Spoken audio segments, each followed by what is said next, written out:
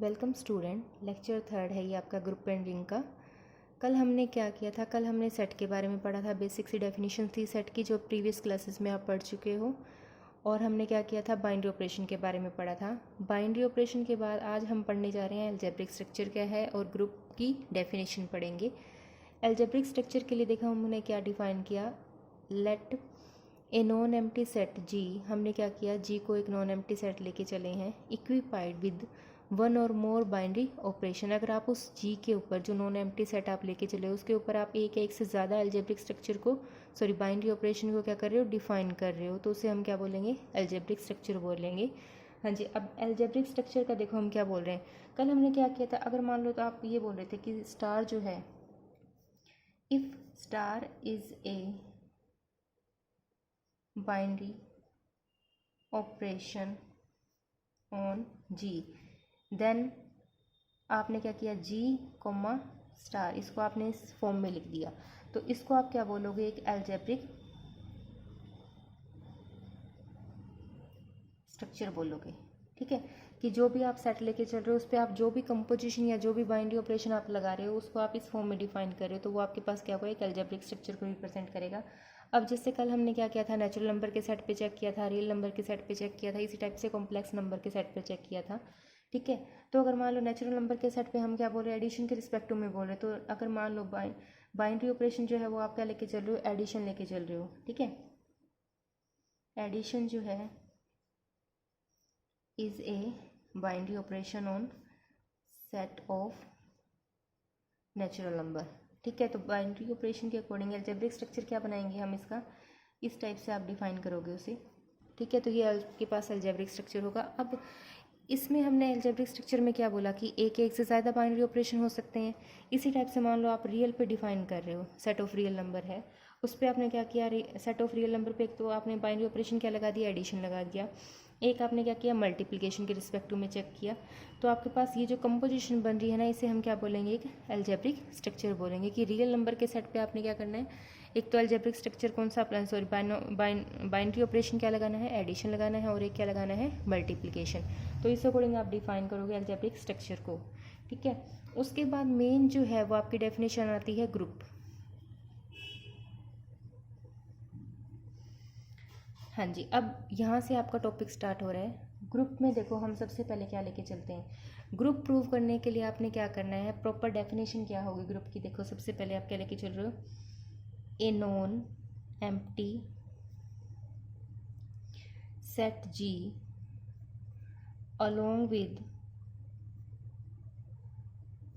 a binary operation star. G आपके पास कैसा था? एक नॉन एम्प्टी सेट था। ठीक है, along with A binary operation star. इस नॉन एम्प्टी सेट पे आपने क्या किया? एक बाइनरी ऑपरेशन क्या किया? स्टार को डिफाइन किया। Is said to be a group. ठीक है, आप इस नॉन एम्प्टी सेट को इस बाइनरी ऑपरेशन की कंपोजिशन की फॉर्म में क्या बोल रहे हो? कि ये जो है नॉन एम्प्टी सेट, इसको आप ग्रुप कब बोलोगे? अगर जी जो है वो क्या करे? इन फॉलोइंग 4 प्रॉपर्टीज को क्या कर जाए? सेटिस्फाई कर जाए। दैट इज, अब इस अलजेब्रिक स्ट्रक्चर की फॉर्म में हम ऐसे डिफाइन करेंगे। ठीक है, is a group if it satisfy the following 4 properties। ठीक है, अगर ये जो नॉन एम्प्टी सेट है इस बाइनरी ऑपरेशन के रिस्पेक्ट में क्या करे? 4 प्रॉपर्टीज़ को सेटिस्फाई कर जाए, तो उसे आप क्या बोलोगे? ग्रुप बोलोगे। अब वो 4 प्रॉपर्टी है कौन कौन सी? सबसे पहले प्रॉपर्टी आती है आपके पास क्लोजर प्रॉपर्टी।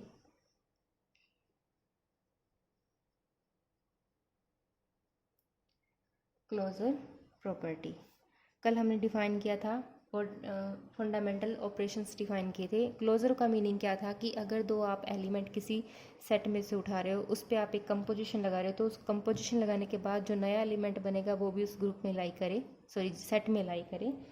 तो क्लोजर प्रॉपर्टी का मीनिंग क्या होगा कि अगर आप ये जी को आप क्या लेके चल रहे हो, एक सेट लेके चल रहे हो ना, तो हम ये बोलेंगे कि जी जो है ना वो क्लोज्ड होना चाहिए with respect to the composition, जो भी आप कंपोजिशन उस पर अप्लाई कर रहे हो। The set G is closed with respect to the composition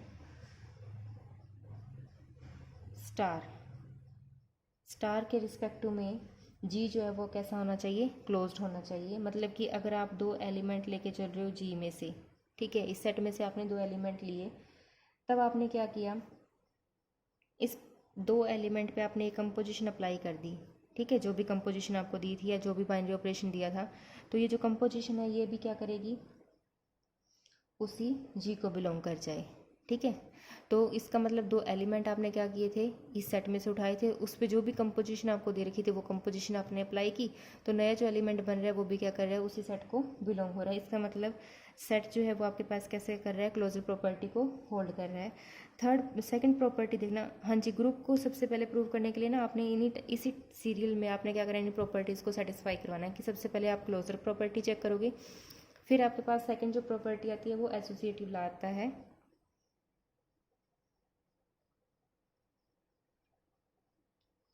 associative law, ठीक है। हाँ जी, एसोसिएटिव लॉ क्या होगा, देखो अब बाइनरी ऑपरेशन आपने क्या किया, स्टार इस पे डिफाइन कर रखा है, ठीक है। तो एसोसिएटिव प्रॉपर्टी में हमने क्या किया था कि अगर आप तीन एलिमेंट भी उठा रहे हो किसी सेट में से, तो उस पर आपने क्या किया, वो कंपोजिशन अप्लाई की, कंपोजिशन अप्लाई करने के बाद रिजल्ट क्या करेगा, उसी ग्रुप में उसी सेट में लाई करेगा, ठीक है। अगर बाइनरी ऑपरेशन क्या करे, इस लॉ को सेटिस्फाई करे, the binary operation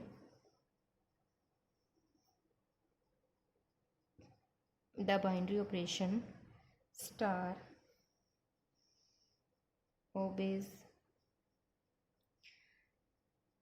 associative law, मतलब कि क्या हो, दैट इज अगर आप ए स्टार बी स्टार सी किसके इक्वल हो, a star B star c, ठीक है। कल हमने ये डिफाइन किया था एसोसिएटिव प्रॉपर्टी में भी कि ये दो, अगर आप क्या करो, लास्ट के टू पे आपने क्या किया, पहले प्रॉपर्टीज बाइनरी ऑपरेशन को ऑपरेट किया, फिर उसकी कंपोजिशन फॉर्म के साथ आपने क्या किया, थर्ड एलिमेंट को फर्स्ट एलिमेंट के साथ रिलेट करवा दिया, तो वो रिजल्ट किसके इक्वल आएगा कि चाहे आप पहले दो एलिमेंट पे, फर्स्ट के टू एलिमेंट पे कंपोजिशन लगा दो और उनकी उसके रिजल्ट को थर्ड के साथ कंबाइन कर दो, तो रिजल्ट क्या रहेगा, इक्वल रहेगा। फिर थर्ड प्रॉपर्टी आती है आपके पास existence of identity element, existence of identity element, ठीक है। थर्ड प्रॉपर्टी है एग्जिस्टेंस ऑफ आइडेंटिटी एलिमेंट। हाँ जी, आइडेंटिटी एलिमेंट के लिए देखो सबसे पहले हमने क्या किया था, कल मैंने डिफाइन किया था कि एडिशन के रिस्पेक्ट में जो आइडेंटिटी एलिमेंट होगा वो क्या रहेगा, 0 रहेगा, और मल्टीप्लिकेशन के रिस्पेक्ट में 1 रहेगा। हाँ जी, हम क्या बोल रहे हैं, for all a belongs to G, कोई एलिमेंट लिया, ठीक है, then there exist an element E belonging to G such that क्या कंडीशन होल्ड करे, ए कंपोजिशन E किसके इक्वल हो, E composition A equal to A, कि आपने क्या किया, G का कोई भी एलिमेंट लिया, इस एलिमेंट के रिस्पेक्ट में आपको एक एलिमेंट E मिल रहा है जो उसी ग्रुप का है, सच दैट जो इस कंडीशन को क्या करे, होल्ड करे, कि अगर आप उस एलिमेंट की कंपोजिशन आइडेंटिटी एलिमेंट से ले लो या आइडेंटिटी की मल्टीप्लाई कंपोजिशन किससे ले लो, उस एलिमेंट से ले, तो एलिमेंट को ही रिप्रेजेंट करें, ठीक है। तो इसे हम क्या बोलेंगे, existence of identity element. Next है फोर्थ प्रॉपर्टी है इसके लिए existence of inverse. Existence of inverse के लिए देखो हम क्या डिफाइन करेंगे, फोर्थ प्रॉपर्टी है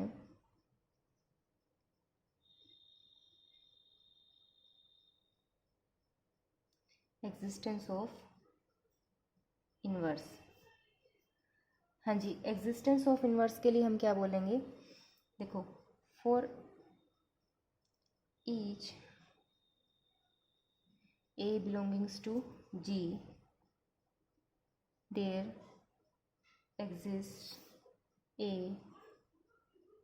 unique element B belongs to G such that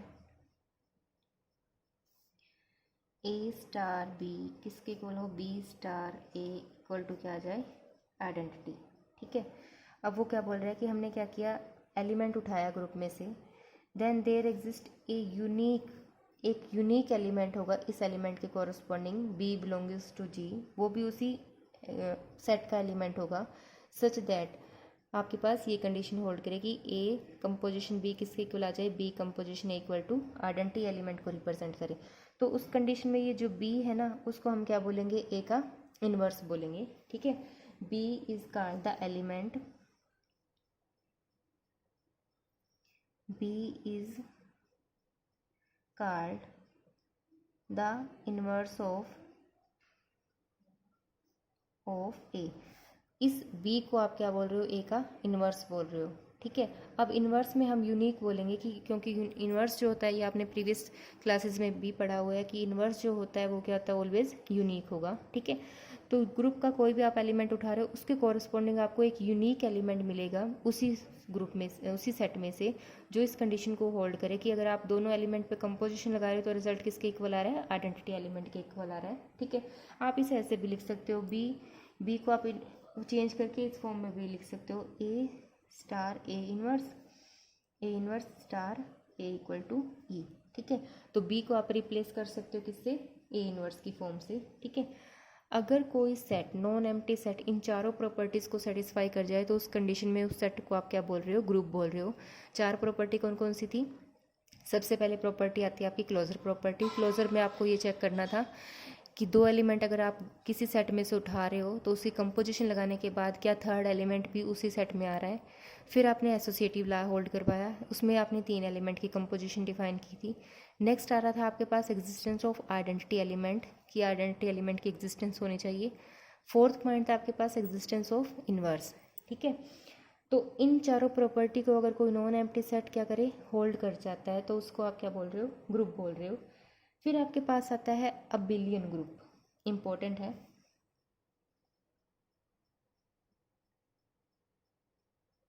abelian group, और हम इसे क्या बोल देते हैं, कॉम्यूटेटिव ग्रुप। हाँ जी, अबिलियन ग्रुप और कॉम्यूटेटिव ग्रुप का मीनिंग क्या है, अब वो देखो। हमने क्या बोला, एक ग्रुप, अब आप इसे ग्रुप बोल रहे हो इस कंपोजिशन के रिस्पेक्टिव में। ठीक है, इस सेट को आपने क्या बोल दिया, ग्रुप बोल दिया। एक group, this is said to be abelian और commutative if in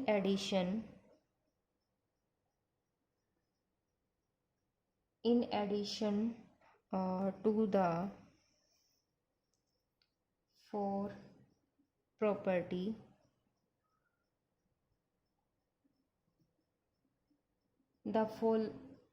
it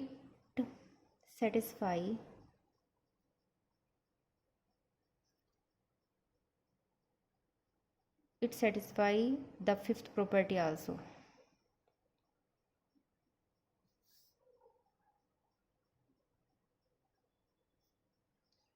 fifth property कौन सी आ जाएगी, कॉम्यूटेटिव प्रॉपर्टी।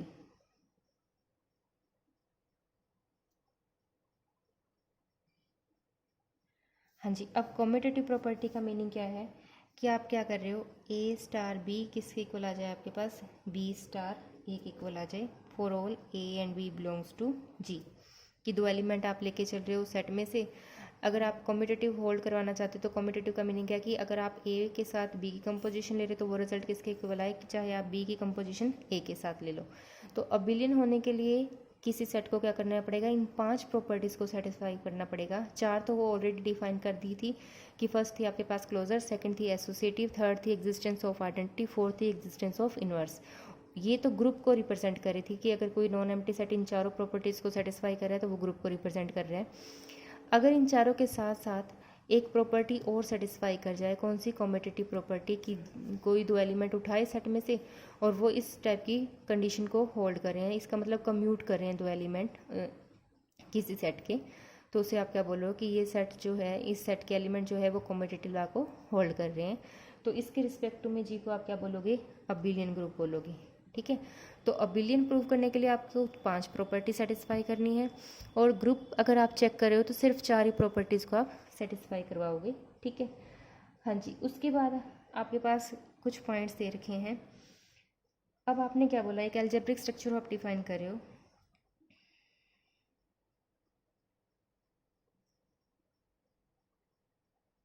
एल्जेब्रिक स्ट्रक्चर जी को आप स्टार के रिस्पेक्ट में एक एल्जेब्रिक स्ट्रक्चर बोल रहे थे, इसे आप क्या बोल रहे हो, is called semi group. Semi group if only first two property satisfy. First two कौन सी थी, if only first to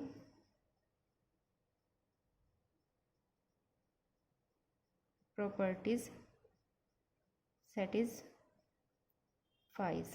first property कौन सी थी, फर्स्ट टू प्रॉपर्टी पहले कौन सी थी, क्लोजर, और दूसरी कौन सी थी, एसोसिएटिव। अगर कोई अलजेब्रिक स्ट्रक्चर सिर्फ ये दो प्रॉपर्टी सेटिस्फाई कर रहा है तो उसे आप क्या बोल रहे हो, सेमी ग्रुप बोल रहे हो। ठीक है, इसके अकॉर्डिंग फिर नेक्स्ट आता है आपके पास फाइनाइट और इनफाइनाइट ग्रुप क्या होगा। ठीक है, finite and infinite group. Finite और इनफाइनाइट में देखो, फाइनाइट में हम क्या बोल रहे हैं, अगर मान लो आप, फाइनाइट का मतलब क्या है कि जो जिसे आप काउंट कर पाओ। ठीक है, तो हम ये बोल रहे हैं फाइनाइट ग्रुप का मीनिंग क्या हो जाएगा, अगर मान लो कोई सेट है जिसमें आप क्या कर रहे हो, फाइनाइट नंबर ऑफ एलिमेंट लेके चल रहे हो, तो उसे आप क्या बोलोगे, फाइनाइट ग्रुप बोलोगे। और जिस ग्रुप में आप इनफाइनाइट नंबर ऑफ एलिमेंट होंगे उसे हम क्या बोलेंगे, इनफाइनाइट बोलेंगे। ठीक है, if the number of elements in the group is, group G बोल दो चाहे, ग्रुप आर फाइनाइट।